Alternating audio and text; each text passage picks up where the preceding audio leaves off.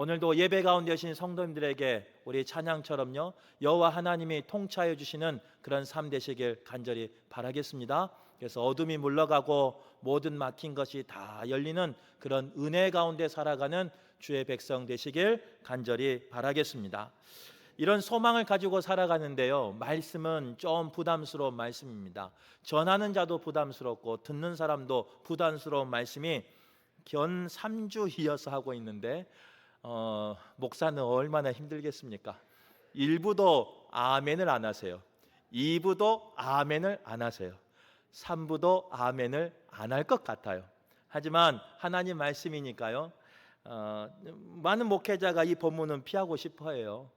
첫째는 본이 안 돼서 그렇기도 하고, 또 전하기 어려운 부분이니까 그렇기도 하고, 목회자가 축복하기를 원하지 목회자가 때로는 죄를 이야기하면서 성도들을 누르고자 하는 목회자는 없습니다.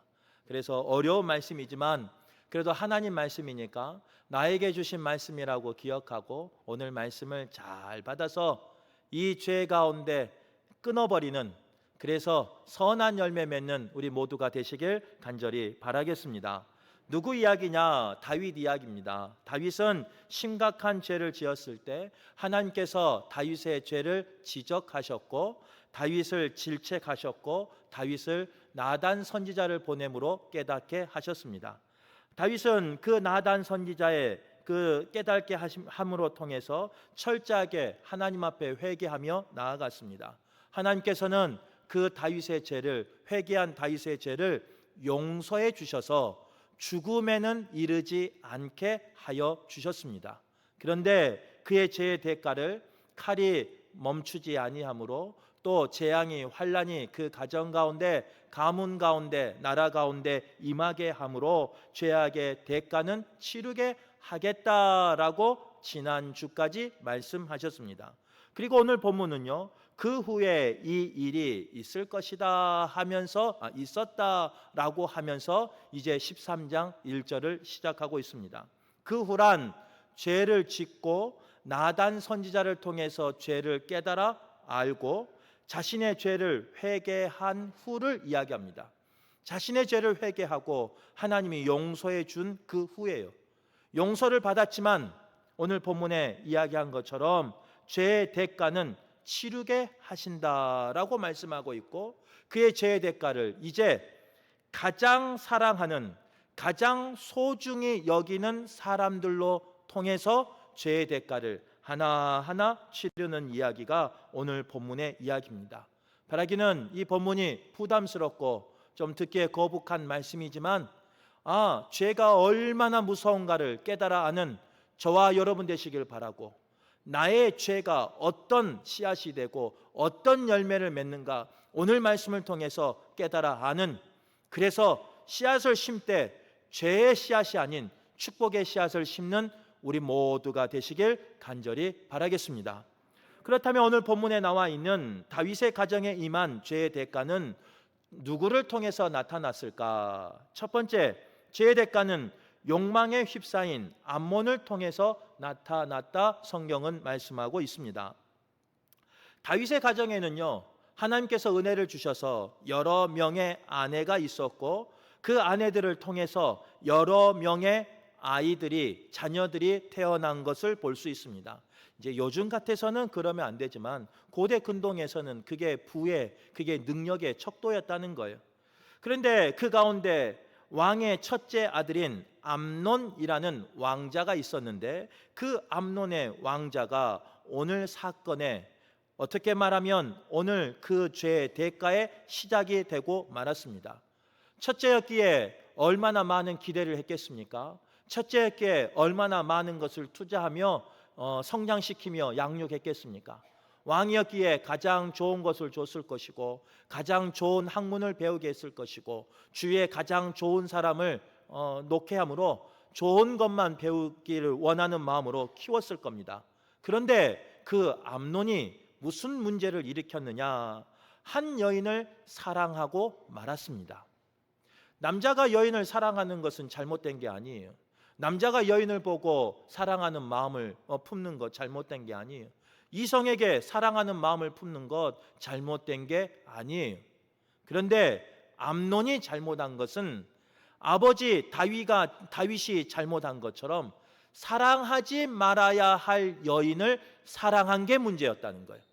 다윗은 자신을 위해서 목숨 바쳐 충성을 다한 우리아의 아내를 사랑해서는 안 됐어요. 한 남편의 아내인 밧세바를 사랑해서는 안 됐어요. 그런데도 불구하고 다윗은 사랑하고 말았어요. 그런데 그 죄의 모습이 아들인 암논에게 그대로 전가되고 말아요. 아들인 암논에게 그대로 씨 뿌려져서 열매 맺고 말아요. 어떻게 열매 맺느냐? 사랑해서는 안 될 여인을 사랑하고 말았다는 거예요. 그가 누구이냐? 다른 어머니에게서 태어난 여동생인 다말을 이성적으로 사랑하고 맙니다. 너무 사랑하다 보니까 상사병이 걸려서 신음할 정도로, 몸이 상할 정도로 사랑하고 맙니다. 이것이 죄의 대가를 치르는 첫 단추라는 거예요. 그런데 사랑하지 말아야 할 그 여인을 사랑했을 때 주위에 많은 조언자들이 있었지 않았겠습니까? 그런데 이 암논은 듣지 말아야 할 말을 분별하지 못하여 듣고 말았습니다.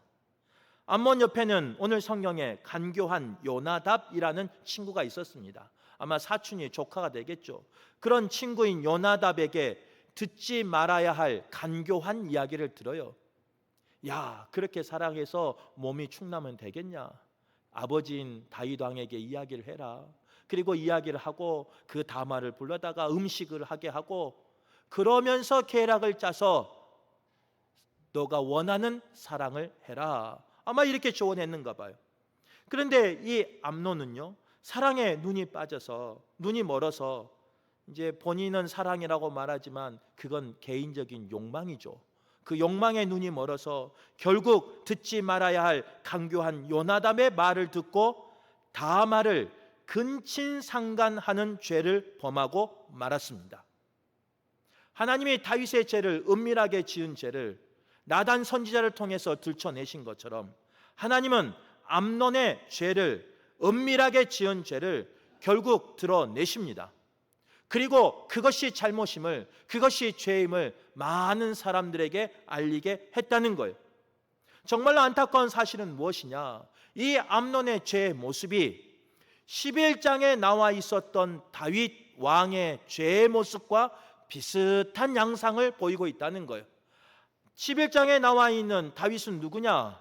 13장에 나와 있는 암논의 아버지예요. 아버지의 죄의 모습을 사랑하는 아들이 그 죄의 모습에서 구별되기를 원하는 마음으로 키웠지만, 세상에서 가장 좋은 것을 주면서 키웠지만, 세상의 악으로부터 구별하여서 키웠지만, 세상에서 악에서 승리하기를 원하는 마음으로 키웠지만, 죄송한 이야기지만 13장에 와서 아버지의 죄의 모습을 그대로 자녀들이 닮아간 것을 볼 수 있어요. 다윗은 간음과 살인을 저질렀고 그의 아들들은 간음하였고 살인하는 죄를 범하는 아들들이 되고 말았습니다. 암논은 아버지의 죄를 모방하듯 여인을 욕망하고 여인에게 속여서 그 여인을 취해버린 암몬의 죄가 다윗 아버지의 죄와 비슷하다는 거예요. 오늘 이 본문은요, 오늘 처음 설교하지만 지난주와 지지난주에 들었던 그 모습과 너무 닮은 모습이라는 거예요. 자신의 욕망에 빠져서 치밀하게 계획을 짜고 치밀하게 속여서 자신의 것을 택해버리는, 상대방의 감정이나 하나님의 말씀이나 하나님의 율법에 전혀 상관없이 완전 범죄할 수 있다는 그 생각을 가지고 범죄했던 다윗의 모습이 오늘도 나타나고 있다는 거예요. 오늘 이 본문을 통해서 우리가 깨달아 알아야 되는 것은 뭐냐? 부모는 자녀에게 의도하든 의도하지 아니하든 영향을 준다는 거예요. 내가 의도하지 않고 말을 해도 그 말은 자녀에게 영향을 주고, 내가 의도하지 않아도 내가 이것은 우리 자녀가 배우지 않았으면 좋겠다 하면서 행동하는 그 모습도 자녀들에게는 영향을 미친다는 거예요. 내가 살아가는 방식, 내가 중요하게 여기는 그 모든 것을 자녀들은 그대로 모방하고 있다는 거예요. 우리가 자녀들에게 늘 좋은 걸 주고 싶지 않습니까? 내가 못 먹어도 자녀는 먹이고 싶고, 내가 못 입어도 자녀는 입히고 싶고, 내가 못한 것 자녀에게는 해주고 싶은 게 부모의 마음 아닙니까? 나에게 고통이 있을지라도, 때로는 내가 아플지라도 우리 자녀에게는 좋은 것만 주고 싶은 게 우리 부모의 마음 아니겠습니까? 그런데도 이상한 건 뭐냐? 우리 자녀들은요, 100가지의 좋은 것이 우리 부모에게 있음에도 불구하고 그것은 하나하나 해도 잘 따라하지 않아요. 좋은 모습은 따라하지 않아요. 그런데 이것은 하지 말아라 하는 그 숨겨놓은 한 가지 죄라든가 숨기고 싶은 그것은 있는데요, 꼭꼭 숨겨도 어느 날 그 자녀들이 자라면서 그 모습을 그대로 보이는 거예요. 그래서 우리가 화가 나는 거예요. 닮지 않기를 원하지만 닮아버리는 그 죄악된 모습이 우리의 자녀의 모습일 때가 있다는 거예요. 다윗의 죄가 용서받았지만 자녀들은 그 다윗의 죄를 기억하고 배웠습니다. 결국 암논은 그 죄를 되풀이하고 말았다는 거예요. 오늘 이 본문을 통해서 우리가 왜 죄에 대해서 결단해야 되는가? 왜 죄를 중하게 생각해야 되는가? 왜 죄를 내 삶 속에서 제거해야 되는가? 이것 때문에 그래요. 아무리 숨기려고 해도 닮아요. 내가 가장 사랑하는 사람이 닮아요. 내가 가장 아끼는 사람이 닮아요. 내가 가장 소중히 여기는 사람이 닮아요. 내가 내 것 다 포기하면서 그 사람만 살기를 원하는 그 사람이 나의 가장 잘못된 모습을 담는다는 거예요. 성경에 보면, 창세기에 보면요, 아브라함과 이삭과 야곱 이야기가 나오지 않습니까? 우리가 아브라함이 얼마나 믿음의 사람입니까? 아들을 믿음으로 바치려고 했던 사람이고, 하나님 앞에 의인이여 당대 의인이라는 칭호를 받았던 사람이 아브라함 아니겠습니까? 그런데 그 아브라함에게 죄가 있어요. 어떤 죄가 있냐? 창세기 12장과 20장의 말씀에 보면 그의 아내인 사라를 누이라고 속이는 거짓말하는 죄가 있어요. 그런데 그 죄는 누구에게 전가가 되느냐? 이상하게도 26장에 가면 자녀인 이삭에게 똑같이 전가가 돼서 이삭도 리브가를 누이라 속이는 거짓말하는 일이 일어납니다. 죄송한데 27장에 가면요, 그의 손자인 야곱도 마찬가지예요. 아내를 누이라고 속이진 않았지만요, 아버지를 속여서 거짓말하여서 장자권을 빼앗은 사람이 누구냐? 야곱이라는 거예요. 아브라함이 이삭이 야곱에게 그 거짓말하는 유산을 물려주고 싶었겠습니까? 아마 다른 모든 것을 물려주고 싶어도 그것만큼은 내 자녀가 안 했으면 좋겠다라고 생각하며 자녀를 양육하고 자녀를 기르고 자녀를 신앙으로 양육했던 그런 부모 아니겠습니까? 그런데도 불구하고 그것만 본받아요. 물론 그것만 본받은 게 아니죠. 다른 것도 본받은 게 있죠. 하지만 죄악된 그 모습을 본받았다는 거예요. 또 열왕기상 22장의 말씀에 보면요, 아합과 이세벨이 나옵니다. 그런데 아합과 이세벨의 그 아버지와 어머니를 둔 아하시아라는 그 왕은요, 부모가 걸어갔던 우상 숭배하는 길을 아하시아 왕은 그대로 걸어갑니다. 그래서 22장 52절 이하에 보면 아버지가 걸었던 우상을 섬겼던 길을 말하는 거예요. 어머니가 걸었던 우상을 섬겼던 그 길을 말하는 거예요. 아시아는 그 길을 걸어갔다라고 성경은 기록하고 있어요. 이것이 죄의 유전이에요. 죄의 대가예요. 그러기에 오늘 예배하는 우리 모두가 이 말씀을 듣고 나에게 흐르는 그 죄를 끊어버려야 돼요. 나에게 있는 그 죄를 오늘 끊어버려야 돼요. 그래야 더 이상 내가 소중히 여기는, 내가 사랑하는, 나의 목숨까지 주고도 바꾸기를 원하는 그 생명에게, 그 자녀에게, 그 손에게 그 죄 대가가 흘러가지 않는 거예요. 오늘 예배한 우리 모두가 그런 삶 살아내길 간절히 바라겠습니다. 목회하는 목사도 마찬가지. 목사라고 유혹이 없겠습니까? 목사라고 이런 죄 가운데 노출이 안 되겠습니까? 바쁘다 보면요, 항상 그 신호라는 그 유혹에 빠져요. 그 속도 리미트라는 그 속도의 죄 유혹에 빠져요. 이거는 그래도 공개돼서 되니까 이렇게 말하지, 공개되지 아니하는 죄 유혹 가운데 빠지지 않겠습니까? 목사라고 빠져요. 흔들려요. 유혹 당해요. 그런데 그때마다 하나님이 저에게 은혜 주신 건 뭐냐? 오늘 이 말씀이에요. 담임 목사가 그 죄 가운데 빠지면 양 무리가 그대로 따라와요. 그래서 때로는 그 유혹 가운데 있을지라도 깜짝깜짝 놀라서 돌이킬 때가 있어요. 아버지인 내가 그 죄 가운데, 유혹 가운데 빠져버리면 내 자녀가 동일하게 그 길을 걸어가요.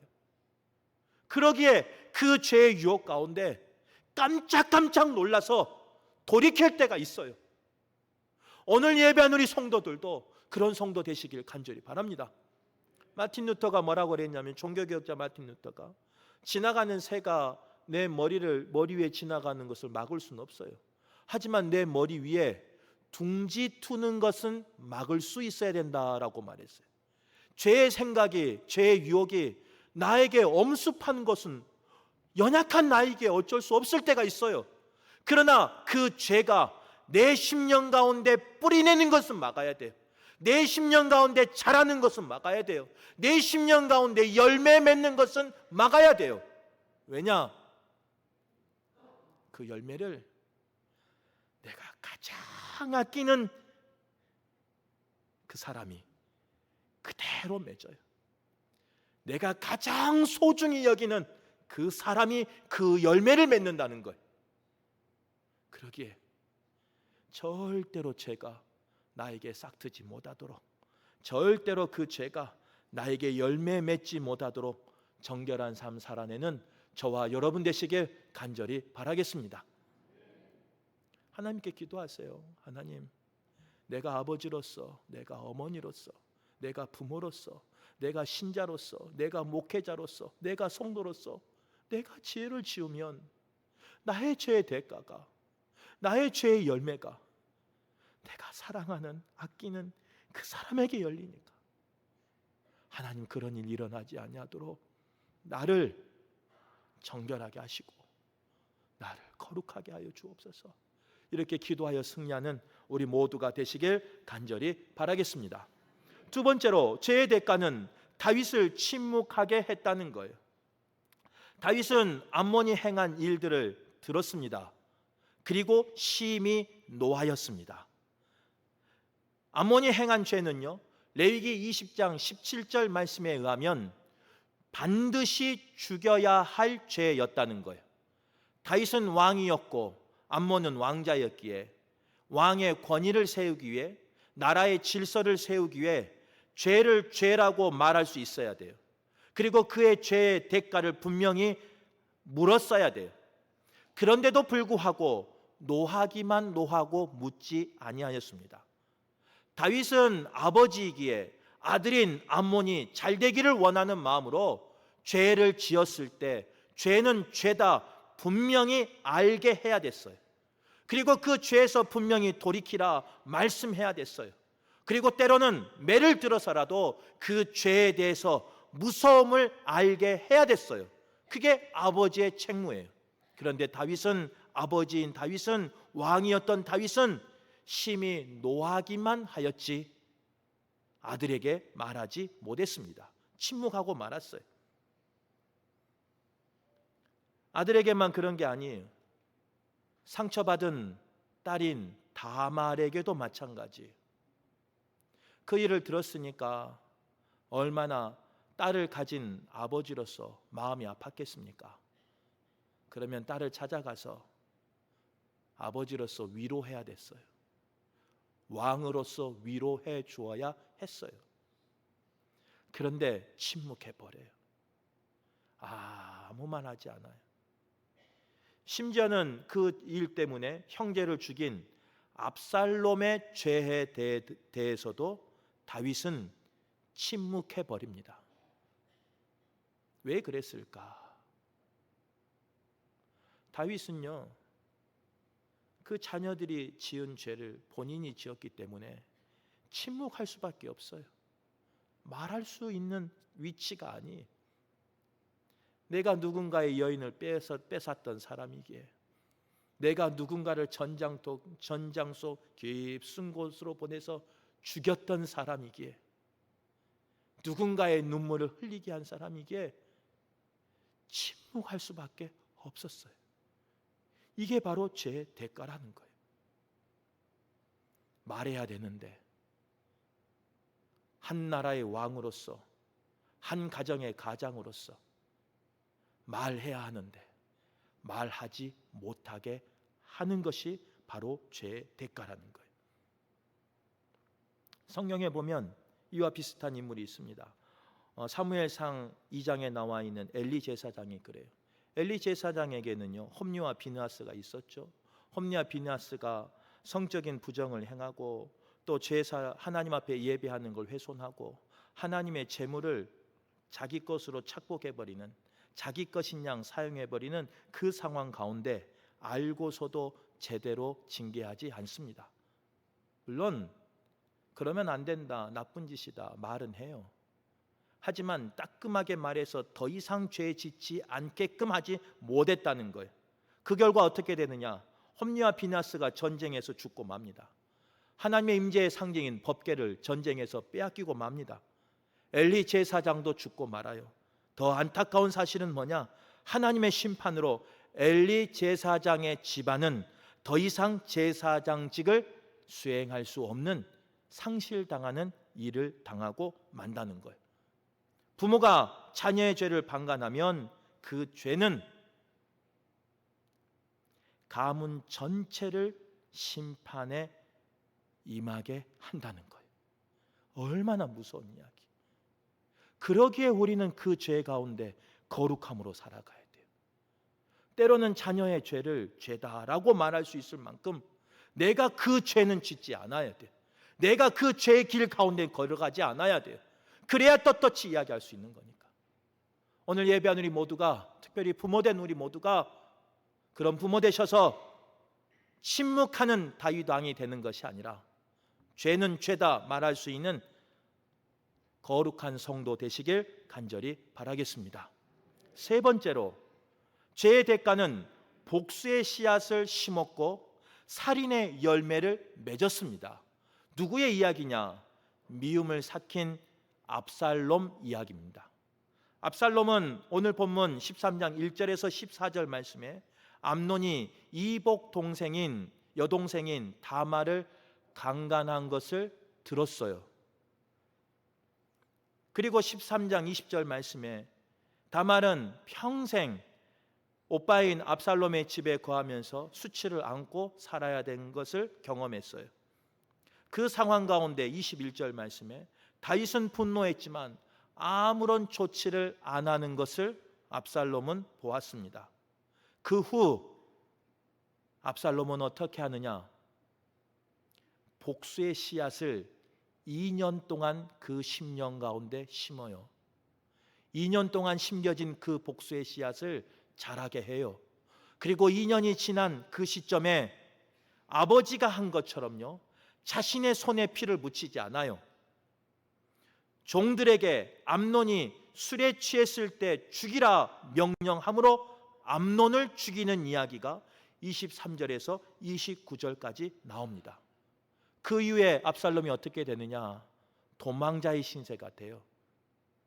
가족이 뿔뿔이 흩어지는, 가족 가운데 비극이 일어나는 그런 상황이 일어나고 말아요. 다윗의 죄는 결국 사랑하는 아들에게 복수의 씨앗을 심겼고 살인의 열매를 맺었고 가족과 함께 할 수 없는 결과를 낳고 말았습니다. 그러기에 오늘 예배한 우리는 그 죄 가운데서 분명히 구별돼야 돼요. 나에게 있는 죄를 분명히 끊어버려야 돼요. 부담되는 말씀이지만 죄가 이런 열매를 맺는다는 것을 기억하고 깜짝깜짝 놀라는 마음으로 돌이킬 수 있어야 돼요. 나의 선택 하나의 잘못이 많은 영혼들을 사망의 어둠의 그늘로 이끌 수 있다는 것을 기억하며 또 나의 선택의 그 잘못이 내가 가장 아끼는, 내가 가장 사랑하는 그 누군가에게 그대로 임한다는 것을 기억하며 돌이키며 결단하는 우리 모두가 되시길 간절히 바라겠습니다. 말씀을 정리할게요. 이런 어마어마한 사건이 기록된 게 오늘 13장의 말씀이에요. 오늘 13장의 말씀은요 39절밖에 되지 않아요. 39절 되는 그 기간이 한 장이지만 기간으로는 적어도 2년이라는 시간이 걸리는 시간이에요. 2년이라는 시간 동안 내 가정에, 내 가문에, 우리 민족 가운데 이런 아픔이 있었어요. 그런데도 불구하고 아무도 기도하지 않아요. 하나님에게 합한 사람이었던 다윗도 기도하지 않아요. 나와 똑같은 범죄를 일삼고 있는 내 사랑하는 소중한 자녀들의 모습을 보면서도 기도하지 않아요. 아버지의 모습을 싫어하면서도 닮아가는 나를 바라보면서도 그 자녀들은 기도하지 않아요. 그것이 문제예요. 내 삶 가운데 이런 문제가 일어나지 않기를 원하지만 내 삶 가운데 여러 가지 문제가 일어날 때 성도로서 하나님의 자녀로서 해야 할 일은 뭐냐? 기도하는 거예요. 죄의 문제 나의 힘으로 해결할 것 같아요? 그렇지 않아요. 죄의 문제 내가 가진 직분으로 거기서 자유할 것 같아요? 그렇지 않아요. 목사도 자유할 수 없어요. 직분자도 자유할 수 없어요. 그럴 힘이, 그럴 능력이 우리에겐 없어요. 그러기에 기도하는 거예요.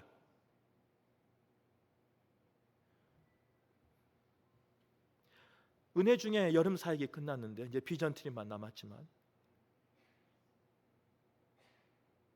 그 사역하는 동안 나의 힘으로 한다고 생각하니까 기도하지 않아요. 하나님이 은혜 주셔서 아무 일 없게 돌아오게 하시고 끝나게 하시고 은혜 받게 하셔서 감사한 일이지만 돌아보면 얼마나 위급한 일이 많았고 얼마나 다급한 일이 많았겠습니까? 하나님이 천군 천사를 보내주시사 그 길을 지켜주셨으니까 여기까지 온 것이지. 그런데도 불구하고 기도하지 않아요. 그게 우리의 연약함이에요. 그런 우리에게 오늘 본문의 말씀은요 죄의 문제든 삶의 문제든 오늘 13장을 통해서 우리에게 말씀하신 건 뭐냐? 기도하라 라고 말씀하는 거예요. 나의 연약함을 알고 기도하고 나의 부족함을 알고 기도하고 나의 능력 없음을 기도하고 나의 쓰러질 수밖에 없는 그 상황을 보고 기도하라 라고 말씀하는 거예요. 오늘 예배한 우리 모두가 돌아가면서 그 기도의 능력을 회복하는 저와 여러분 되시길 간절히 바라겠습니다. 그래서 나의 힘으로 승리하는 것이 아니라 죄의 문제도 하나님이 주신 그 능력으로 하나님 주신 그 힘으로 승리하는, 그래서 내 사랑하는 자에게, 내가 아끼는 자에게, 내가 소중히 여기는 자에게 절대로 그 죄의 열매가 맺혀지지 아니하길 간절히 바라겠습니다.